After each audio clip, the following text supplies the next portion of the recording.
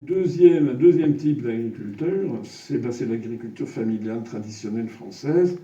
Vous savez que lors de la guerre des Gaules, ça ne remonte pas hier, c'était en moins 50 avant Jésus-Christ, il y a eu plusieurs guerres des Gaules. D'ailleurs, Jules César était intervenu en France, en ce qu'on appelait la Gaule. Pourquoi? Parce que la Gaule, alors il y avait la Gaule chevelue. C'est pas parce que les Gaulois étaient chevelus, quoi qu'ils le fussent, mais c'était parce qu'il y avait beaucoup de forêts.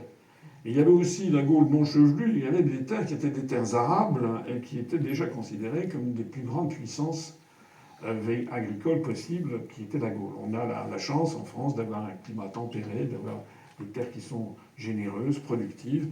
Et en règle générale, on dit qu'il y a deux pays en Europe, l'une et l'autre à deux bouts du continent. Il y a la France d'un côté et l'Ukraine de l'autre, avec les terres noires ukrainiennes. Tcherno, ça veut dire noir, Tchernobyl, ça veut dire quelque chose. Et bien que ce sont les deux grandes puissances agricoles de l'Europe. Et la France a été de tout temps, en fait, de tout temps, une très grande puissance agricole. Sous la monarchie, sous Louis XIV, il devait y avoir plus de 90% des Français qui étaient des agriculteurs et des paysans. Et puis, la France était encore récemment une très grande puissance agricole. Lorsque la France a été battue par Hitler, par les armées hitlériennes en 1940, il y a eu des expositions qui ont eu lieu au Grand Palais, qui s'appelait la France européenne, puisqu'il s'agissait de bâtir une grande Europe déjà, sous entité, sous direction allemande déjà. Et qu'est-ce qui était dévolu aux Français? C'était justement de l'agriculture. Voilà. Donc on était, allez voir sur l'INA, vous savez, l'Institut national de l'audiovisuel, vous verrez ça. La France était, son rôle, c'était d'être un petit peu le pôle agricole de cette Das Neues Europa, la nouvelle Europe, qui a été voulue par les Hitlériens, sachant que l'Allemagne se réservait évidemment l'industrie lourde, la grosse industrie, la recherche, etc.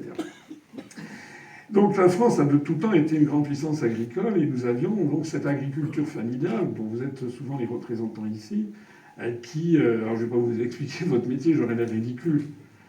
Sachez simplement, j'ai eu l'occasion de le dire, que moi je suis comme beaucoup de Français en fait, c'est-à-dire que mes arrière-grands-parents étaient des agriculteurs, des pauvres paysans. Et puis au tournant du XXe siècle, eh bien, j'avais une arrière-grand-mère qui avait conseillé ses enfants de monter à Paris pour essayer de trouver un emploi.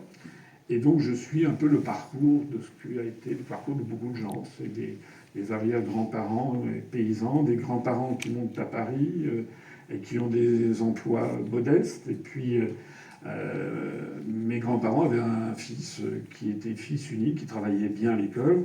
Et les instituteurs, les professeurs avaient dit il faut qu'il fasse les grandes écoles. Et mes pauvres grands-parents ne savaient pas ce que c'était d'ailleurs. Et donc ils ont poussé. Mon père a fait. Il avait les concours scientifiques. Il a raté l'école polytechnique, mais il a eu l'école centrale de Paris. Et moi j'ai été élevé dans cette vision d'une France républicaine. Quand on travaille bien, on réussit. Il faut bien travailler à l'école pour avoir des beaux diplômes. Mais dans une France qui était en fait pétrie de ces idéaux agricoles, de ce bon sens paysan. Mes parents avaient beaucoup de bon sens. Également une France qui était issue de siècles et de siècles de chrétienté. Et donc avec même si la France s'était laïcisée, il y avait encore le beau, le bien, le vrai, le faux, des choses comme ça qui prévalaient dans la société française. Cette agriculture familiale traditionnelle, c'est elle qui est en train d'être détruite. Je ne veux pas jouer les Cassandres, mais vous savez comme moi que la situation est vraiment catastrophique. Je vais vous expliquer un peu pourquoi tout de suite. La situation de l'agriculture familiale, quand on n'a pas la chance, ça sera le troisième point, le troisième volet de l'agriculture dont je vais parler, quand on n'a pas la chance d'être sur un créneau particulier, il est quand même très très préoccupant. Et justement, le troisième créneau, eh bien, c'est ceux qui peuvent être sur des créneaux rentables.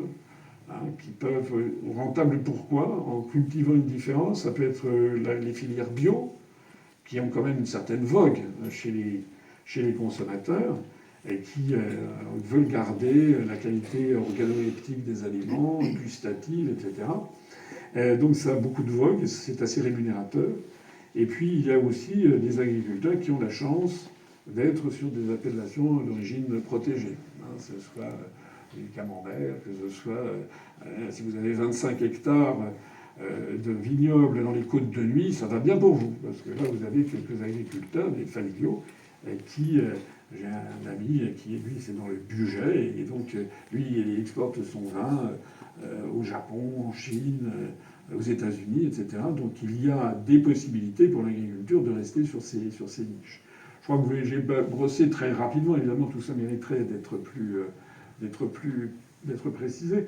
Mais on a quand même un petit peu l'évolution générale. C'est-à-dire que si on laisse les choses aller, ben je pense que d'ici 15 ans, il y aura pratiquement plus d'agriculture familiale traditionnelle lambda, si j'ose dire, l'élevage, les céréales. On aura d'un côté de la méga-industrie, des Lactalis ou des fermes de 1000 vaches ou des grandes exploitations, des méga-exploitations agricoles. Et puis de l'autre côté, on aura des petits bijoux, des petits joyaux qui seront là, et qui d'ailleurs font l'objet en ce moment, pour beaucoup d'entre eux, de rachats par des fonds étrangers. Il y a eu quand même plus de 300 châteaux qui ont été dans le Bordelais, qui ont été rachetés par des fonds d'investissement chinois. Actuellement, c'est en Bourgogne. En Bourgogne, vous avez énormément d'exploitations dans des crus très prestigieux qui sont achetés par des fonds chinois.